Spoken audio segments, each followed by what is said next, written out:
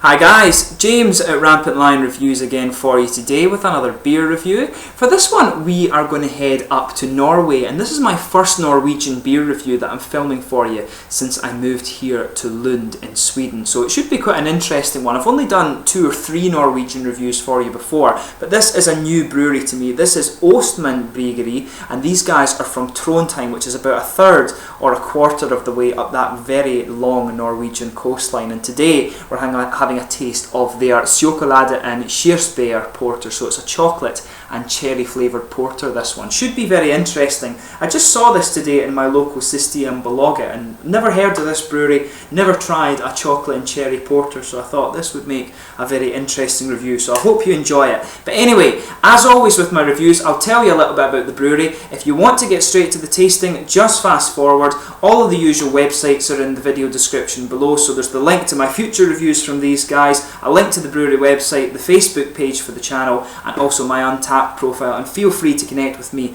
in whatever way you like. Always interesting to hear from you guys, and it would be really cool to hear from some of the Norwegian people who watch this review as well, so please feel free to get in touch and recommend some other Norwegian beers for me to try. But anyway, this brewery, as I told you, are based in Trondheim in Norway, and it was founded in 2013 by Anders Cooper, Vincolien Sindeler, and also Thomas Sju. So the 3 founders did the majority of the work on the brewery themselves, and this inspired them to call their creation Austmann.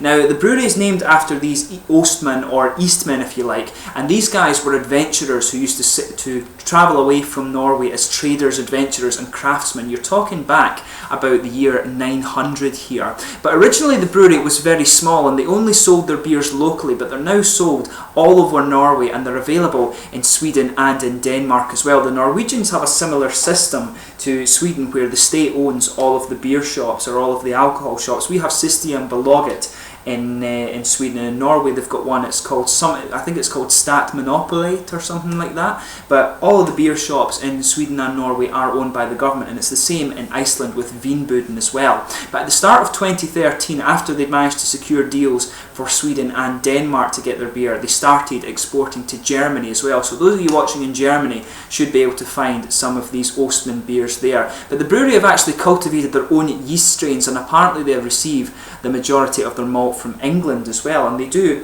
use a variety of world hops in their beers, and they've got a variety of styles as well. Check out the brewery website and you get a list of these, but just to list them for you, there's the Ambo, the Gleedenløve, the Northumberland Blaubeer Stout, which is a blueberry stout, very interesting one apparently. This guy here, the Sjokolade Kirsebærporter, Shetlands Porter, Cafe Porter, Baston Saison, Miss Saison, Onkel in America, IPA Hummeldug, IPA Polaris, Tre Piruter, I believe, Vintersolv, Juleøl, which is the Christmas beer, and also Stille Nat as well. There's 16 different beers listed on the website, and as I say, have a look at the website and you will get an idea of what's going on there. It tells you the style, but they've got an English and a Norwegian section of the website, so just play about with it and you will get all the information you like.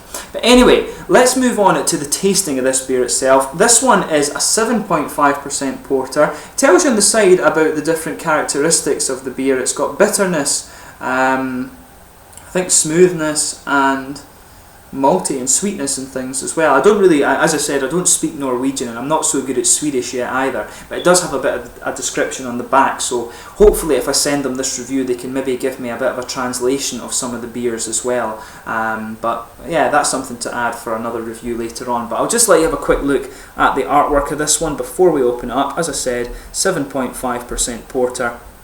And it's actually quite nicely presented. It's kind of nice. Some of these beers that you get, craft beers these days, have some really nice modern art on this one. And this one's quite simple, but quite nicely done. And you can see the nice Norwegian mountain up there. I don't know if there's Trondheim is right on a fjord, so this is probably one meant to represent one of their kind of local mountains, if you like. But very nicely presented. And there is the Austmann bottle cap on this one there. As I said, 7.5% porter, and it's described as a chocolate and cherry beer. So let's give this guy a go. Very excited to try this one, and all the Norwegian beers I've tried before have been really nice, so I've got very high hopes for this one. So as you can see, a nice smoky opening to this one, and you do get, when you open it up, a nice waft of sort of red fruit esters coming off this beer. just sugar it up a bit more and try and give it a wee bit more of a head as we pour it out. You always want your beers just to have a little bit of head on them. It's the way the Germans like them, so I'm sure the Norwegians are the same in that regard. But yeah, as you can see, it's poured a really nice dark ebony kind of rosewood colour there. If I just bring the light over, there is a little bit of sediment in this one actually, and there's a nice finger of a frothy beige coloured head. Really nice looking beer actually, little bits of sediment just at the bottom of the glass there, but otherwise very nice looking. Some big bubbles of carbonation sticking towards the side of the glass, but quite a few little ones going up towards the bottom of that nice head there as well. As you can see, if I put my fingers behind the beer, not transparent in the slightest, very dark, and I think it's fair to call this beer a kind of rosewood or probably ebony colour. Very nice looking beer actually, and that's exactly what you would expect from a porter beer. So let's give it a smell. So again, as you would expect from the porter beer, you've got a nice roasted malt characteristic from this beer. The roasted malt's kind of underpinning it all actually, but you've got a dark roasted coffee on top of that. A little bit of a chocolatey sweetness, which is what you would expect with it being a chocolate porter. But yeah, very nice smelling beer actually. Bit of a woody sort of note coming off as well, a bit of wood and nuts, maybe some earthy hop actually as well. You can get a little bit of an earthy hop character from this one coming out. And there's a little fly flying around here that I've just seen, which is going to annoy me through this video, but it's all good. I'm drinking a nice beer, so that'll appease me. But yeah, a nice little bit of a kind of cherry red fruity ester coming off this one as well. But the aroma's kind of nice and simple, a nice dark roasted coffee one in there, bit of wood and nutty aroma, maybe even a little bit of darker treacle or molasses, or even not so much licorice, probably treacle or molasses, a roasted caramel note.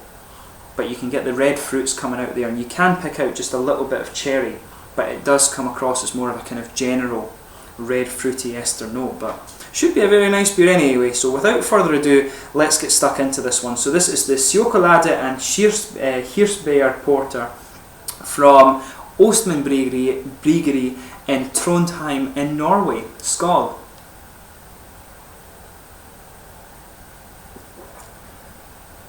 And that's a really nice beer actually. The interesting thing about this one was, on Rate Beer it had a rating of about 85 just generally for the beer, but within the style it only had a rating of 31.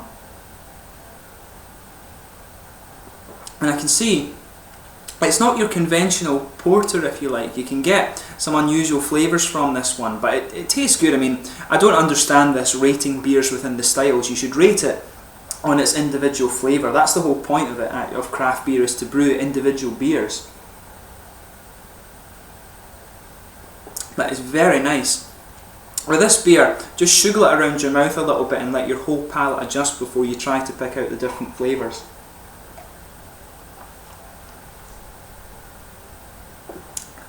But yeah, with this one you have a nice kind of dark roasted malt, but it's quite smooth. It's not overly bitter actually. There's a nice roasted dark malt just underpinning this beer. A little bit of roasted coffee that comes out a bit more as you progress into the aftertaste of this beer, but there's a nice smooth chocolatey sweetness to this one, and the beer's a little bit oily, and that chocolatey flavour kind of goes right, it matches really well with that nice oily character of the beer. The sweetness just oozes throughout this beer.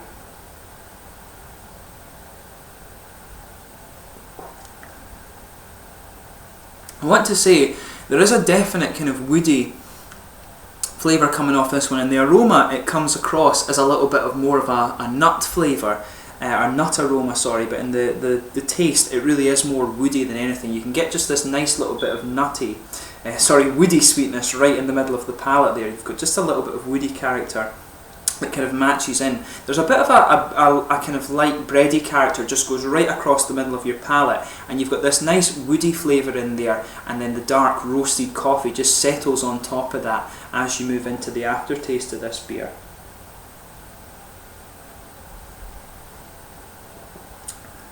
At the back corners of the palate there's a definite kind of earthy hop presence as well. Very nice and very smooth. Some of these earthy hops can be a bit overpowering, but this is done nicely. You'll just feel that in the very back corners of the palate there, right on the edge, there is a nice earthy hop character. It's quite reminiscent of some of these English hops like Goldings or Fuggles hops or something like that. I'd be interested to know what the hop profile of this beer is, but they didn't tell you that on the website.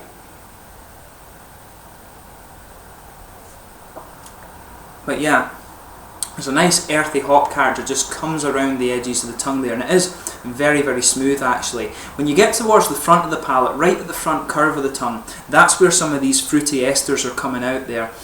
And they're actually quite sharp. There's a good bit of a kind of sharp raisiny or kind of plummy flavour coming out of this one, but underneath that you can pick out what is the actual cherry flavours in this beer. Cherries for me were always a kind of slightly smoother flavour than that. They're not too sharp, and that's just how my palate picks them up, so you might get something a little bit different, but I think there's quite a little bit of a sharp plummy or raisiny flavour to this one, and then you get the cherry just kind of coming a little bit on top of that. It was more of a sort of smooth and more subtle flavour, but it works really quite nicely actually.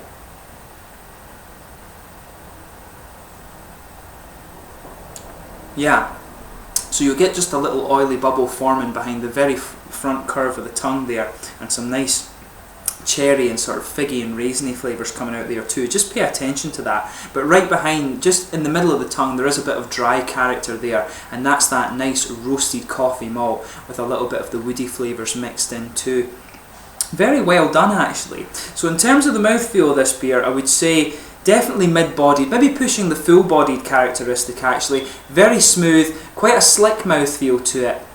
And as you progress into the aftertaste, it does become a bit more dry and bitter, and that's the coffee element of the flavour coming out. It is definitely malt forward, which is exactly what you would expect from a porter beer, but there's a good bit of roasted bitterness, like I say, particularly in the aftertaste. And there is a little element of sweetness to it, and that comes both from the juicy character of the fruits, as I say, just behind the very front corner of the tongue there, but there is an element of a kind of slightly chocolatey, dark chocolatey sweetness in there, and you will feel that just behind the very front edges of the tongue. There's a really nice kind of dark, slightly fruity, dark chocolate sweetness flavour to this one. So overall, this is a really, really quite nice beer. I would recommend that you try it, and it's quite unusual in the sense that I've never come across a chocolate and cherry porter before, and it has both of those elements in the beer quite prominently, and it works really well for it. That nice chocolatey sweetness just kind of underpins it when the chocolate is more noticeable when you actually have the liquid on your tongue, but in the aftertaste, a kind of coffee element takes over and you get just a little bit of the chocolate, but the cherry element is the real sort of quirky point about this beer. It's beautifully done, and I would really love to try some of the other beers from Austmann Bryggeri as well, so hopefully in the future I can do that. But as always, let me know in the comments section your own thoughts on this beer. Always interesting to hear you. I hope you've enjoyed my review of this one, and I will definitely try and review some more Austmann Bryggeri beers for you in the future. As I said at the start of the video, please like, subscribe, share, all the usual YouTube stuff. Feel free to connect with me on Facebook or on my Untappd profile. Always interesting to hear from you. Until my next review, like, subscribe, share, all the usual YouTube stuff. I hope you've enjoyed this beer review, my first one in Norway, or from Norway, in quite a while. Hopefully there's more to come, and I will catch you soon with the next one. Skål!